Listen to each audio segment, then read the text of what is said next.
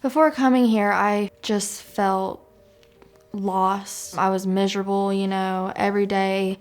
It was more about getting high than it was about living life. It got to the point where my own daughter wasn't important, my husband wasn't important, It was just chaotic being dope sick and getting high to not get dope sick. I was just numb, I was running from everything in life.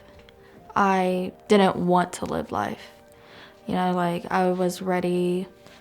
If it killed me, I was fine with that. I was fine dying in addiction. September 12th of 23 was the night my daughter, who was 22 months old at the time, had gotten a hold of me and my husband's heroin. So she overdosed. She's alive and perfect, she's no side effects at all. But that was the night, I didn't care about myself living, but, that happening with my daughter, I was like, this is not the way it should be. So I called 911 and I really cried out to the Lord, and they Narcaned her and she came to it. She was in the hospital for a few days. That night I actually got arrested. Come to find out, my husband also got arrested. He was at work, so he wasn't even there at the time. And I was in jail for about 2 weeks. He had to do a bed-to-bed transfer to the Eagles Nest. I was bonded out, and when I came to meet him here at the Nest, I ended up running into Hannah, Robbie's daughter, who told me about the well. And I was just like, this is just, crazy, So 5 days later, I was here at the well. He was here on a Friday, I was here on a Wednesday.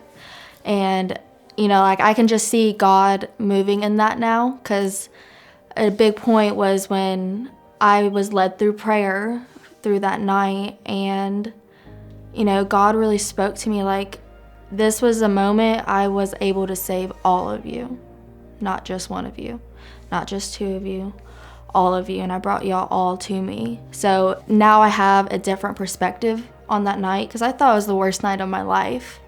And in a sense, it could be, but that's what pushed us to the Lord and pushed us to get sober.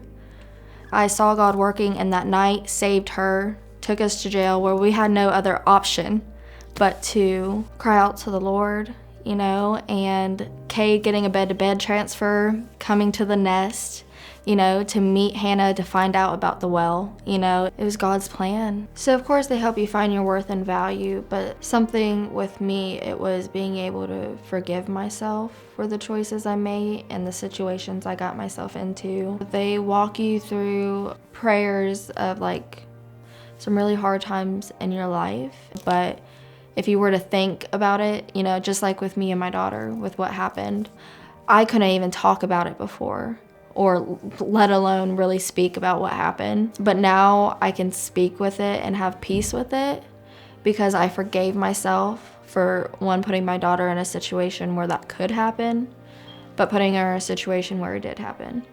And I say it with such peace because I was able to forgive myself and find the truth in that moment. And even with, guilt and shame, you have to forgive yourself for feeling that way, and then you can move forward from it. And just being able to honestly learn about God, because I came in here with no desire. Yeah, I heard of him, I know about him, I went to church for my grandparents to make them happy, and to come in here and be quoting scripture and wanting to read the Bible and actually finally understanding the Bible, and this place isn't just love, it's God's love, it's an agape love. So it's just cool that you're able to learn God's character and where he will meet you at, because he'll meet you in the darkest pits of chaos, the darkest pits of shame, guilt, unforgiveness. He'll meet you where you're at. And I think that's really cool, and people think of the wrath of God or anything, but God is a gentleman.